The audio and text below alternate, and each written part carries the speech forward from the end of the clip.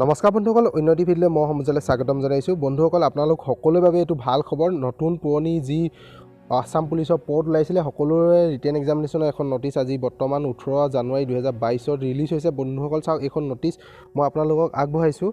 বন্ধুসকল, আপোনালোক সকলোৰে বাবে ভাল খবৰ। আপোনালোক নতুন পুৰণা বুলি কথা নাই, এই নটিচখনত আপোনালোকে সকলোৰে বাবে যি বৰ্তমান ৰিটেন এক্সামিনেশ্যন হ'ব বাকী আছে আৰু যি বৰ্তমান ৰিটেন এক্সামিনেশ্যন হ'ব অৰ্থাৎ নতুন পদ 2022 চনৰ আৰু 2019-18 যি আছিলে পদ সকলোৰে বাবে এই নটিচখন জাৰি কৰিছে। চাওক বন্ধুসকল, আপোনালোকক মই আগবঢ়াইছোঁ এইখন। চাওক আপোনালোকে প্ৰথম কথা আপোনালোকে চাওক কি এক্সামৰ কম্বাইন এক্সাম হ'ব অৰ্থাৎ কি পদৰ কম্বাইন এক্সাম হ'ব সেইটো আপোনালোকে চাই লওক। আপোনালোকৰ যি 2018-19 যি এপ্লাই হৈছিলে APR আৰু ABUB আৰু কনষ্টেবল গাৰ্ডছমেন, সেইকেইটা গোটেইকেইটা এটা কম্বাইন এক্সাম হ'ব, য'ত নেকি ABUB পোষ্ট আছিলে 6662টা পোষ্ট আৰু APR পোষ্ট আছিলে 813টা আৰু গাৰ্ডছমেন আছে কনষ্টেবলৰ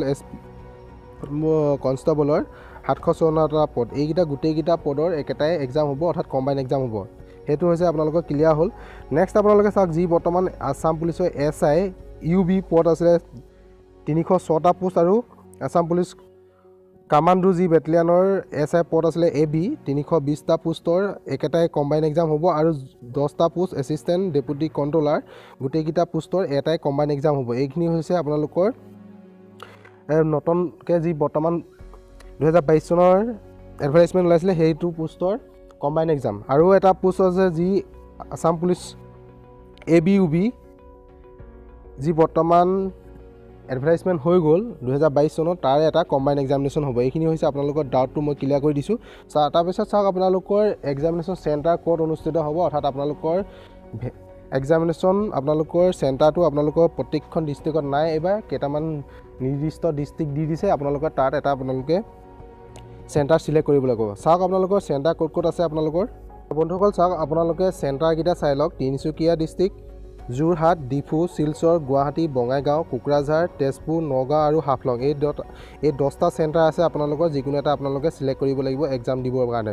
আৰু চাওক বন্ধুসকল, AISF বেটেলিয়নৰ যি SPU পোষ্ট ওলাইছিলে কনষ্টেবলৰ, সেইকেইটা পোষ্টৰ আপোনালোকৰ এক্সামিনেশ্যন গুৱাহাটীত হ'ব, সেইটো উল্লেখ কৰি দিছে তেখেতলোকে।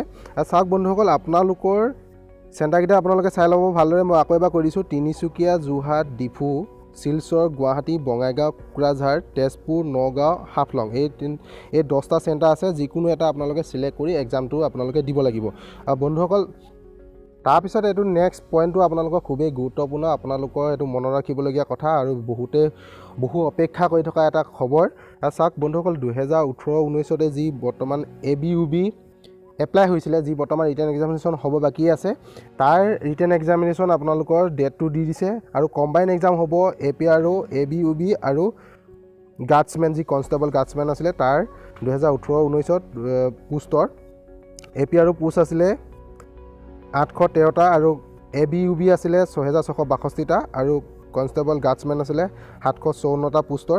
আৰু বন্ধুসকল, এইকেইটা পোষ্টৰ কম্বাইন এক্সামটো হ'ব 20 ফেব্ৰুৱাৰী 2022 স্পষ্টকৈ উল্লেখ কৰি দিছে। আপোনালোকক আকৌ এবাৰ কৈ দিছোঁ, 20 ফেব্ৰুৱাৰী 2022 যি 6662টা পোষ্টৰ ABUB আৰু APR আৰু গাৰ্ডছমেন, আৰু টাইমটো উল্লেখ কৰি দিছে আপোনালোকৰ 11টা বজাৰ পৰা 1টা বজাৰ ভিতৰত অনুষ্ঠিত হ'ব। চাওক বন্ধুসকল, এইটো খুবেই অপেক্ষাৰত আমাৰ আছিল, সকলোৱে অপেক্ষা কৰি আছিল। তাৰপিছত চাওক আপোনালোকৰ ASI বেটেলিয়নৰ যি এক্সামিনেশ্যন হ'ব সেইটো হ'ব গুৱাহাটীত হ'ব, সেইটো হ'ব 27 ফেব্ৰুৱাৰীত 11টা বজাৰ পৰা 1টা বজাৰ ভিতৰত। আৰু আপোনালোকৰ যি বৰ্তমান আসাম পুলিচ ABSI অৰ্থাৎ কামাণ্ডো SI আৰু আসাম পুলিচ UBSI যি 306টা পোষ্ট আছে, UBSI আৰু 320টা পোষ্ট আছে কামাণ্ডো SI, এইটো এক্সামিনেশ্যন অনুষ্ঠিত হ'ব 24 এপ্ৰিল 2022 10টা বজাৰ পৰা 12টা বজাৰ ভিতৰত হ'ব, এইটো উল্লেখ কৰি দিছে। চাওক আকৌ এবাৰ কৈ দিছোঁ মই আপোনালোকক, আসাম পুলিচ SI UB আৰু Assam police SI AB commando বেটেলিয়নৰ যি পোষ্ট আছে আৰু 10টা পোষ্ট আছে এছিষ্টেণ্ট ডেপুটি কণ্ট্ৰলাৰ, যি কম্বাইন এক্সাম হ'ব সেইটো হ'ব 24 এপ্ৰিল 2022। আৰু বন্ধুসকল চাওক, আৰু বৰ্তমান যি 2022 চনৰ ABUB পোষ্ট আছে তাত আপোনালোকৰ এক্সামিনেশ্যন হ'ব 24 এপ্ৰিল 2022, সেইটো হ'ব 2টা বজাৰ পৰা 4টা বজাৰ। আৰু বন্ধুসকল এইটো খুবেই ভাল খবৰ আপোনালোকক আগবঢ়ালোঁ যদি আপোনালোকে ভিডিঅ'টো চাই ভাল পাইছে তেন্তে লাইক কৰি দিব যদি আপোনালোকে সদায় এনেকুৱা ধৰণৰ ভিডিঅ'বোৰ পাই থাকিব বিচাৰে তেন্তে মোৰ এই চেনেলটো ছাবস্ক্ৰাইব কৰি ল'ব বন্ধুসকল আজিলৈ ইমানেই জয় হিন্দ জয় অসম